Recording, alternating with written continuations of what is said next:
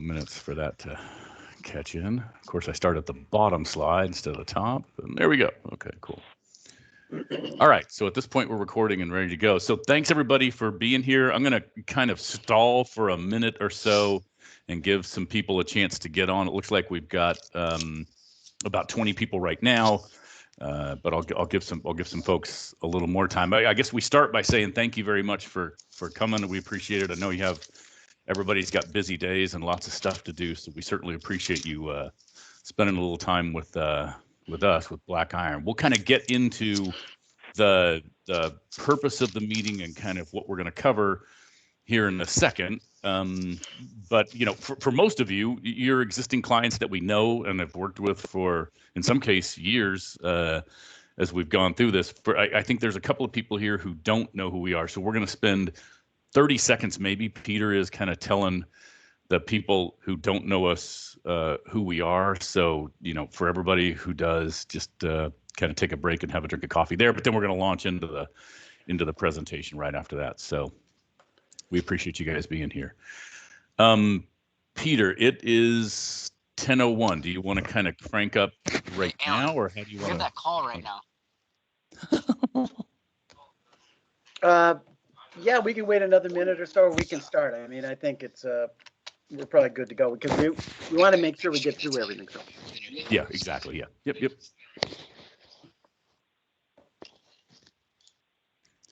All right. Well, without further ado, then I'm going to roll down to the first slide, and we'll kind of get cranking here.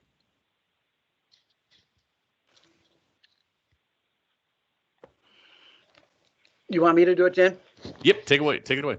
Okay, so the purpose of this, the agenda, the whole purpose behind us doing this series, which would be once a month, is to kind of come back to our customers and say, here's things that might be of interest to you. This particular one is very much manufacturing centric, as many of them will be. So that's the first thing, is we just want to say, here are some ideas that you might want to think about. Today, we're talking about integration. So you all know Dan, or many of you know Dan or me, one or both of us.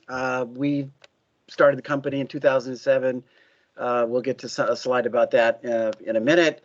We also have the Great Lakes TAAC, the Trade Adjustment Assistance Center. We have Scott and Janny on the line there. We'll give a presentation about what they do after Dan does his demo. So we'll introduce them at that point. Scott's director and Janny's the project manager.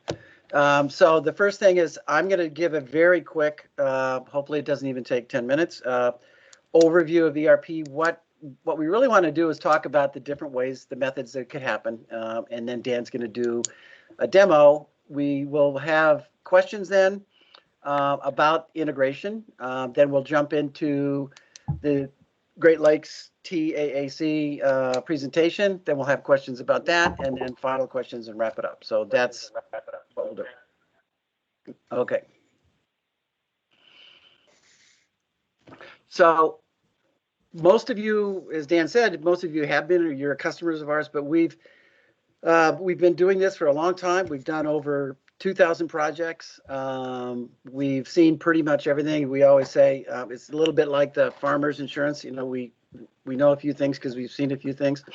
So particularly with integration, we can talk about that. But so we are project management experts. We've got certified people. We've got developers and some really great developers on staff and great project managers. We're physically located for the most part in the Northeast. I'm in New Hampshire, Dan's in Connecticut, and we now have two guys in kind of a little pod in Iowa.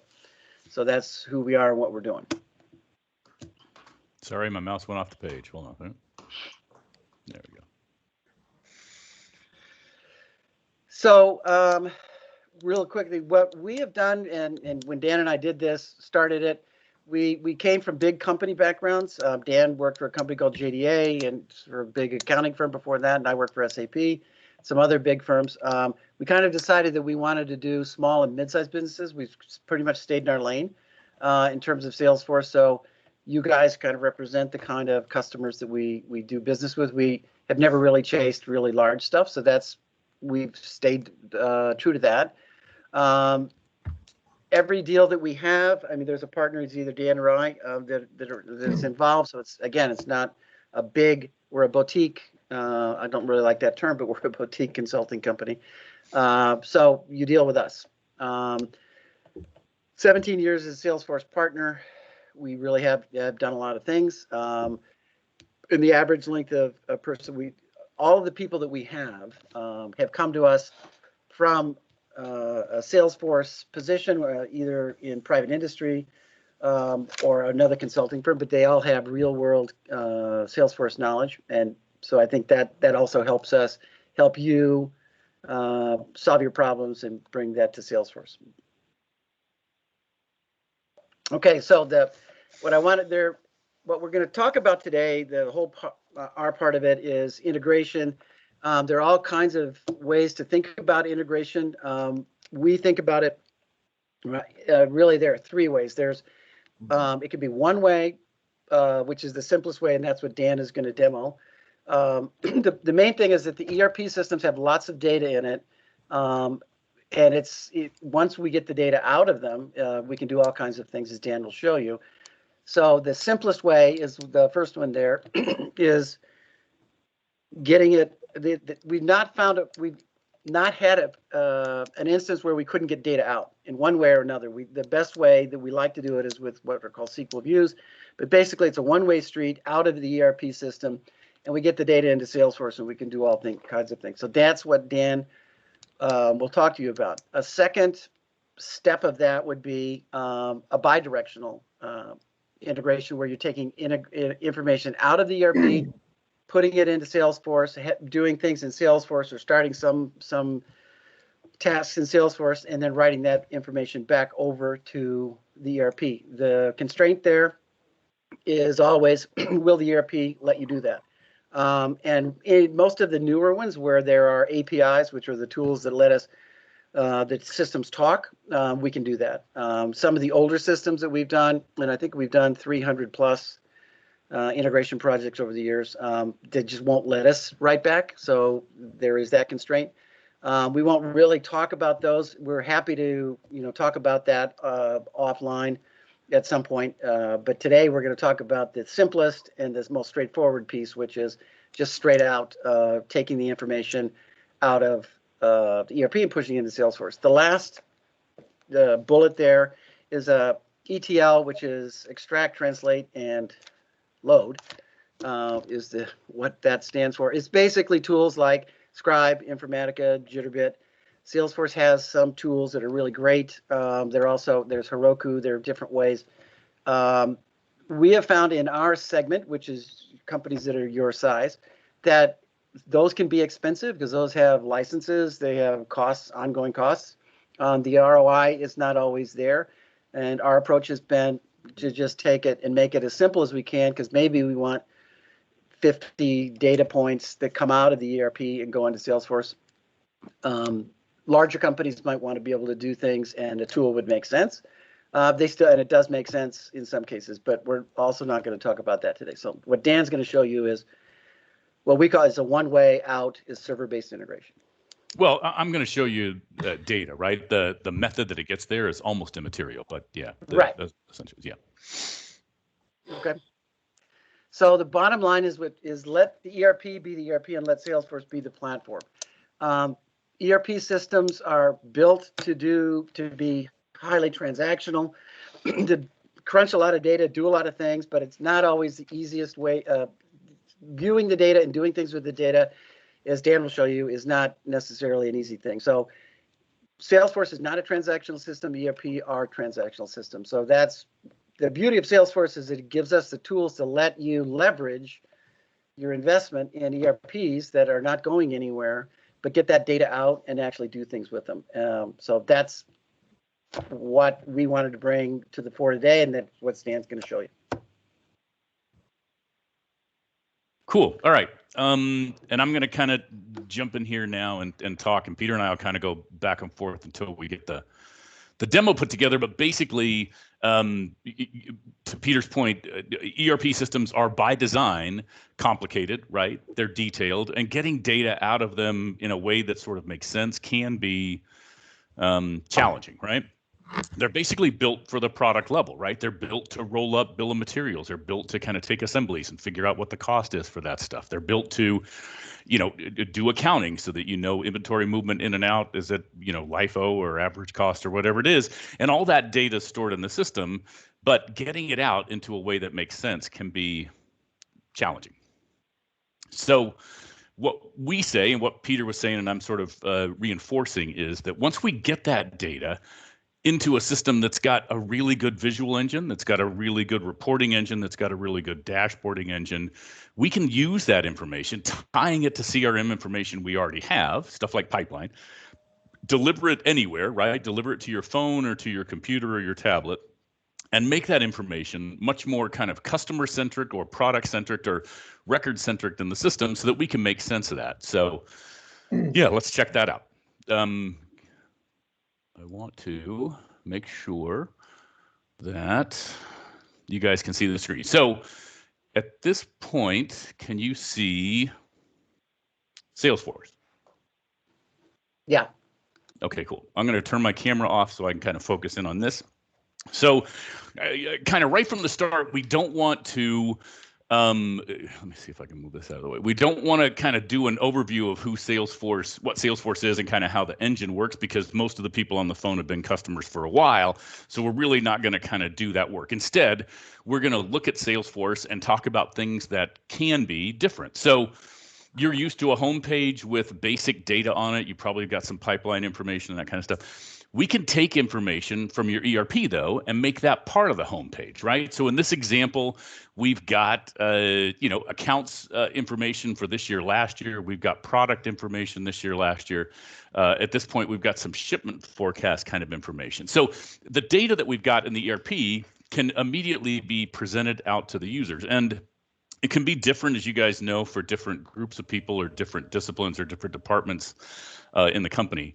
I think me is on the phone and the Lignetics people, so you'll kind of quickly get that I stole your items. I just figured we'd have some items out there in the system and not kind of knowing what else to do. I stole your items to put in the system, but essentially we would take the item master, get it loaded into the system, and then start to put that data together so that we can see a picture of it. The good news is we can take that information, that ERP information, and combine it and start to roll it up with other data, stuff around activities or around pipeline or around leads, and use that information in the system as a combination to kind of compare the two. To Peter's point, the data that exists in your ERP, if it's from a system, 1995 or better, odds are really good that we're going to be able to get that information and get it loaded into Salesforce. All right, so the first thing I'm going to show you is kind of an imaginary account record.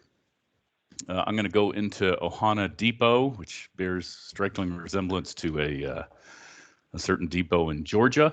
And when we kind of show the company on the screen right from the start, we have basic customer information. This can come from the ERP system and get updated. And we've got some clever ways with workflows, even if we're not bi-directionally integrating, to make sure that these accounts are in sync, right? With workflows, we can say we've created a new one, so somebody keys it in. When that comes over, we can say there's been a new account so that you can merge them together. There's some interesting things we can do to make that data sync, or at least even in a manual way, make sure that we're lined up. But once we've got that information in the system and we've got an account number that we can drill down to or relate to, we can take the sales order information, or in this example, the shipment data, or the orders themselves, and start to put it together. At some point, we're going to take that information and bring over individual records. So I'll have actual orders out in the system, right? And this is kind of typically how you look at ERP data, almost at the individual order level, order by order. But the beauty, we could look at shipment forecasts. That's data that exists out there. Anything that we've really got out there, we can start to put together. But the beauty of taking that data and putting it into Salesforce is we can start to collate that and make some sense of it in a visual way. So in this example, we've got all the products kind of listed here. I can see at a glance, and this is just specific to Ohana Depot. I can see, and again, it's all made up, right? But in a very quick example, I can see that we're killing it with BioBrick, but that we've got, potential here on the Apple pellets.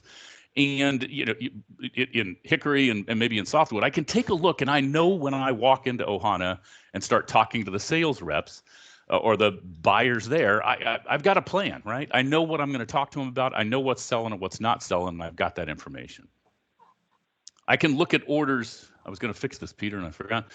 I can look at orders in the system and see, by month, kind of where we are. And you can sort of see at the beginning of the year, we do pretty well. But at the end of the year, there's not a whole lot of buying activity going on. Well, that could be useful information. And I don't know enough about kind of the customer to sort of put it together. But, I've got a visual indicator to tell me I front load my sales and, it kind of falls off on the end. I also know that I've done about 250K for these guys in the year. So I've got that information kind of lined up. I can take that and compare it to my pipeline to get at this point, I've got 270K in sales from last year. I've got 160 in my pipeline, and I win 50% of the gigs that I try with Ohana. That's useful information to start to figure out, at the very least, I need to figure out how to get my pipe. I need to get my pipe increased, right? And any of this data that we've got in the system, we can start to take advantage of in that way. Once we've got it, we've got pictures of it, we can start to put it together. That's at the micro level. At the macro level, I start to get a more interesting picture. I can look at win-loss for the whole company, or I can look at just my win-loss record, or I can look at, my region, however we want to do it. When I look at this, I can start to see how my accounts look all told, right? Ohana's killing it. And then we have a deep fall off for Pinnacle Partners. I know my products, the BioBrick is doing really well, and then we kind of fall off quickly. So, visually, I can take a picture of this, take a look at it, and start to understand where we are. I can take information and look at this year, last year sort of sales, right? I can see that Ohana's up 36%. I can see General Utilities is down 40%. This is, and the way that I do this is I get the data from the ERP system, I load it into Salesforce, and I use a series of formula fields that calculate out, did this sale happen this year, or did this sale happen last year? What month did it happen in? And once I've got that data put together, I can start to get a picture for what that looks like. I've got shipment information. This shipment information came from the ERP system. So, this is kind of non-standard. It's not sales information, but if I've got shipment forecast information in the system, I can take advantage of that and bring it up and put it into a screen. And then to beat a dead horse, I can combine that with the CRM data I've already got. I can see what my pipeline looks like, right, for the total company. I can see that against the sales information for the total company. I can see what my activities look like and how hard I'm working or how hard my team's working. I can see what my leads look like. Of course, I'm killing it naturally on the leaderboard. But I've got all that information basically at my fingertips that I can put together. And if I drill down into any of these, I start to get a different picture of what that data looks like, right? At this level, I'm seeing basically every order out there in the system. But if I don't want to see the individual orders, Salesforce will roll that up for me, right? So now at the product level, I can see this year, last year, and my percent increase based on product. Or if I had clicked into the other one, we could see it at account. Or I could see it at the shipment forecast. Basically, once I've got this information in just record sets, right? Sales orders and sales order lines, in this example, shipments and shipment lines, and account data, product data. I can take that information and start to spin it in a lot of really interesting ways to get some good information out of the system. All right. The last thing I want to show you is how this can kind of port and look on a phone. So let me grab that and bring this information over on a phone.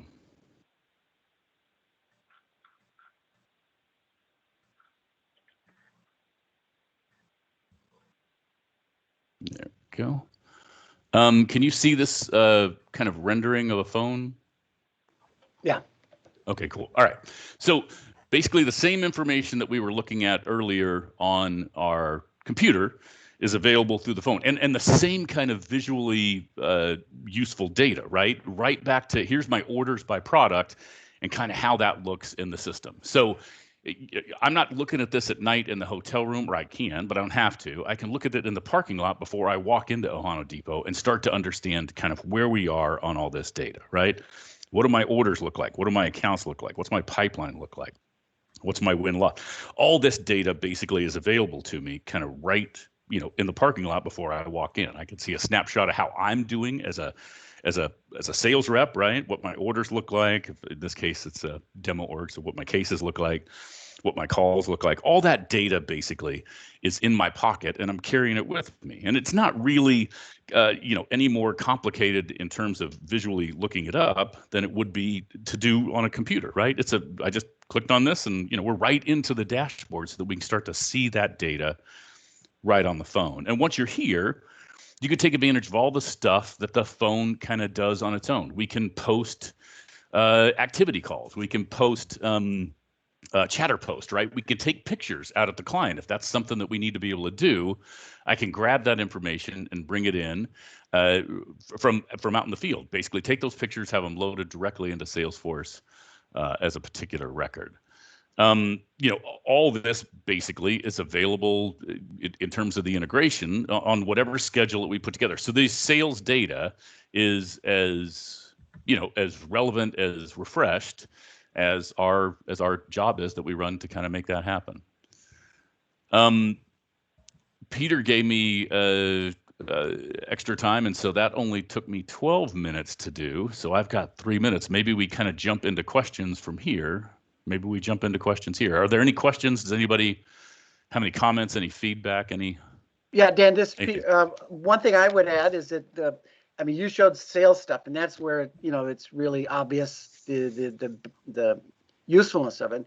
But this also could be and we have customers that use this data for customer service as well. So you could have shipments is a good example. Sure. What ship, someone calls up, they can look at it and it's there. It's much faster probably to look at it in Salesforce and do it with cases than it is to go into the other system and say, where is it, and doing that. So we've done some interesting stuff with that. So it's not just for sales. That's the obvious one, but customer service is also something that a lot of our customers use that ERP data for in Salesforce.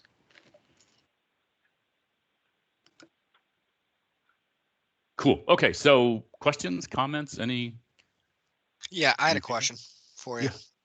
So is on those order screen, you can separate by, it looked like part or by, I guess, category of part.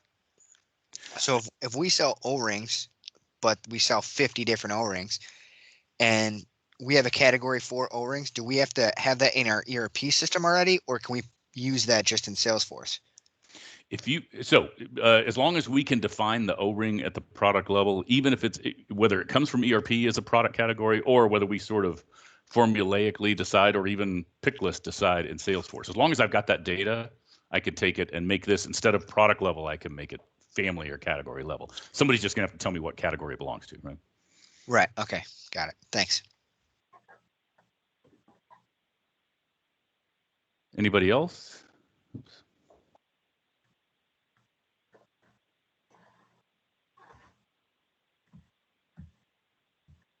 Cool. Well, I'm going to take silence as kind of no more questions. We figured there'd be more there, but we can can certainly get some at the end. Yes, sir.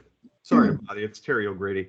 It's my understanding that the new ERP system that we're transitioning to, a little bit painfully, frankly, as if that's a surprise, is not out of the box integratable. Does that mean that we would have to look at one of the second or third tools that you popped up on your first sort of list of 3 different ways that they integrate? Might be. We should talk about that, but not to get too technical. But if it's an on-prem server and it's SQL underneath, we can for sure get to the data. If it's privately hosted and SQL, we can get to the data. If it's sort of publicly hosted, I guess, then we probably need an API or one of the ETL tools to get there. But those sort of questions help us decide which way we get to it. Peter's right, though. Even if they say we can't get in there using API, there's probably a chance that we can get in there another way. Excellent. Thanks.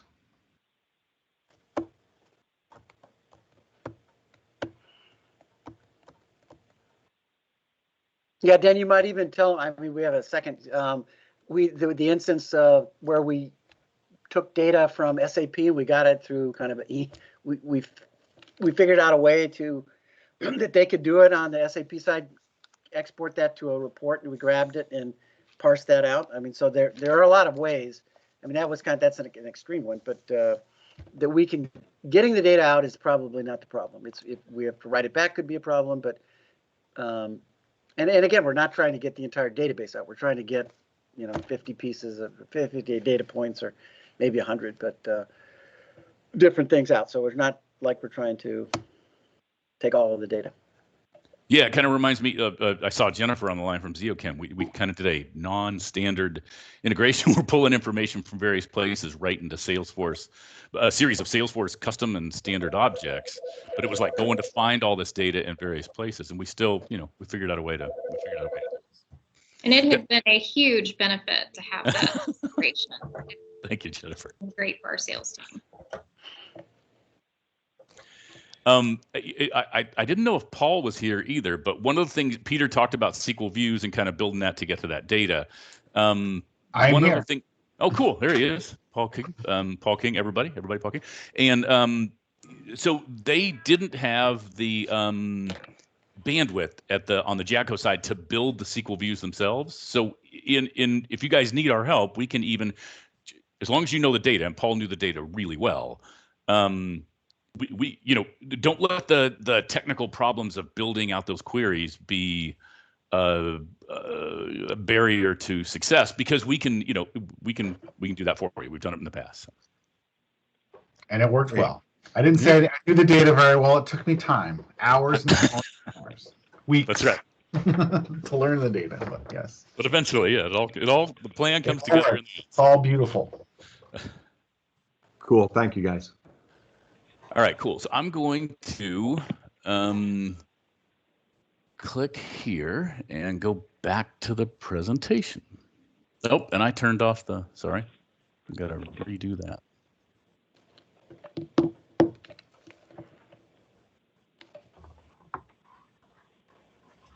All right, I think I'm back to showing the integration slides. Yes. Cool. Okay. So at this point, Peter, if you want to kind of take over and introduce GLTAAC, that would be terrific. Yeah, so we have Scott and Jenny here from GLTAAC. GLTAAC is the Great Lakes, and they'll explain this to you, chapter of TAAF. There are a number of them around the country. So we have people from all over the country on this call, but lots and lots of manufacturers in the Midwest. So they're going to talk to you about the program that they have that can help manufacturers and how to do that. So Scott, I'll throw it over to you if you want to take it away. Sure. Can folks hear me, Peter? Yes. Gotcha. Okay. Well, first of all, I want to say thanks to Peter and Dan for inviting us here today. Really, all I want to do is make folks aware of this resource that exists. This is a federal program called Trade Adjustment Assistance for Firms. Excuse me.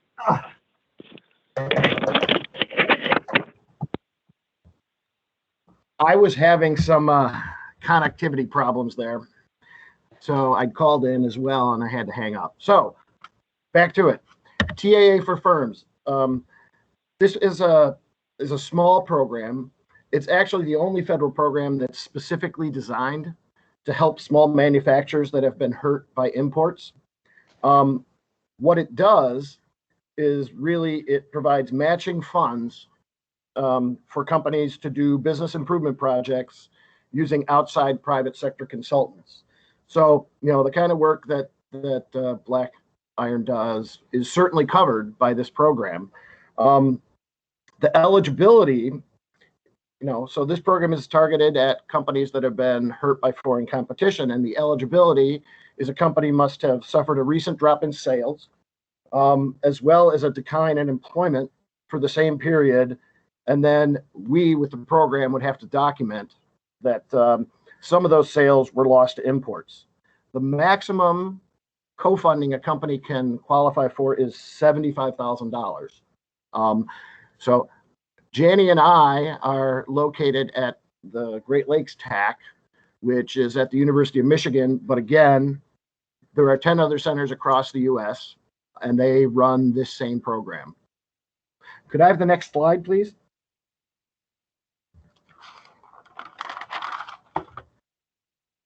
Hey, thanks. So there's a huge variety of projects that companies can do through the program. You know, for example, any of the kind of Salesforce modifications and upgrades that we're talking about, but also, you know, also folks can do things, you know, around, you know, management issues or production issues. So Lean Six Sigma stuff is very common. Cost accounting and pricing, helping do projects around that is also very common. It's actually easier to say what you can't do with the program as opposed to what you can. So the program cannot help cover capital equipment expenditures, you know, and it can't cover regular costs of doing business. But besides that, you know, anything that involves bringing in outside expertise to provide business improvement initiatives can be covered. So consultants, trainers, if you don't have process engineers, you know, that whole gambit. Most companies will end up doing 2 to 4 projects through our program, and usually they're in the program for about 3 to 5 years. Importantly, the company is basically selecting the consultant. So we have no list of required providers. So you can see that the idea of this program is help companies bring in, you know, very targeted outside expertise to work on specific programs. And that's because really the bottom line of this program is simply to help small manufacturers improve their overall competitiveness. Could I have the next slide? So there's a lot of good things about this program. Speed's not one of them. And that's largely because EDA, which is the part of the Department of Commerce, which oversees the program, has to review and process documents in these first 2 stages of the program. So if a company was to decide today that, hey, we would like to do this program, to get to the point where we're implementing projects is going to be 6 to 8 months or potentially even longer. So what that means is, you know, if you're looking at doing improvements today and you're interested in this program, continue doing those improvements. Most companies can identify, you know, 150 grand worth of business improvement projects that they need to do. And so we always urge companies to move forward with those. And then allow the program to come in and assist as soon as you guys are eligible. Could I have the next slide? So again, this is a national program, and it provides co-funding for business improvement projects using private sector consultants. To be eligible, have to have had a decrease in sales and employment. And then we have to also be able to document that a portion of those sales decreases were a result of losing business to foreign competitors. Janie and I are located at the Great Lakes TAAC, which covers Michigan, Indiana, and Ohio. But if you're interested in the program and you would like to learn more, or if you would like to identify who the provider is in your area, this website, www.taacenters.org, has that information. Next slide, please. Or, you know, if you're in our states, you can just call either Janie or I. Or if you'd like us to make a direct connection and you're, you know, not in Michigan, Indiana, Ohio, we could provide a direct introduction to the center that does cover your state. Would very much like to answer any questions that you've got. I ripped through this because, you know, my whole goal here is, you know, for this group here to simply have an understanding that here's a resource out here. It can help with the kind of things that that Dan and Peter are talking about. And with that, let me answer any questions that folks have.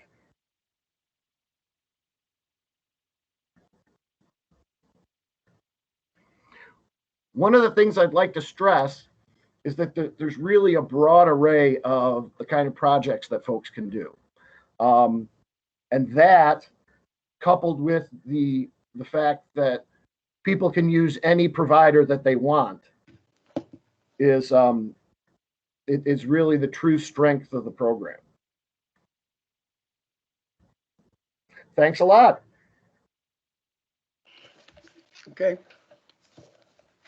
Cool. And so we're kind of here at the bitter end, I guess. It went 9 minutes faster than we thought it would, but you can never tell when you're kind of in these things. So if you have any questions, if you have any comments, if there's anything you'd like to talk about, we're happy to answer those questions now, whether it's GLTAAC or Black Iron, Salesforce, or the program.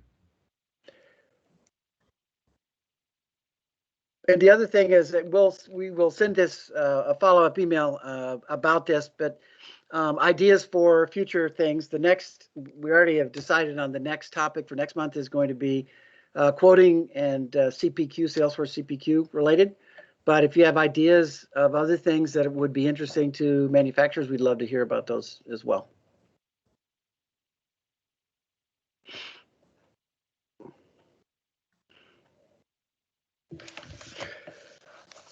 Can I reach out to you guys to get a copy of this presentation? I'd like to share it with a couple of people throughout my organization.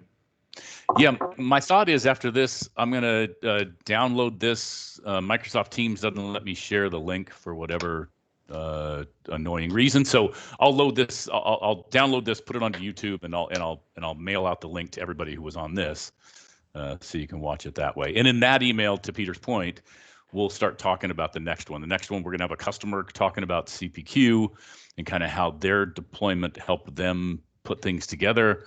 I think we're going to have one after that about quotes for the rest of us, kind of a thing, if it's a simpler quote kind of function. And we're just going to kind of keep this up once a month, real casual like this one was, real informal, and we'll just continue to post it out there. Again, our idea is, get people thinking about this stuff and, see where it leads. So yeah, I'll post it to the website and I'll send you the link when it's done. Fantastic. Thanks, Dan. Yeah. All right. I guess on that note, I thank you. I'll give you back 7 minutes of your life. We really appreciate everybody doing this. It's kind of the inaugural version of this. And so, we sent a whole bunch of emails as we started to learn how to put this together. So I hope that wasn't too annoying. Next time we'll be a lot more kind of sensitive to that, but we'll send one behind this. You're going to get one more about this, and then in a couple of weeks we'll send you one to invite you to the CPQ. We appreciate the time. Thanks for coming. And yeah, even if you don't want to ask questions here, if you just want to email us questions from any of these links, we're happy to jump in from there. I'm Dan. He's Peter. At blackiron.group.com. So thanks for coming. Thanks for listening. Yep. Thanks very much, guys. Thanks for having us. Thanks, guys.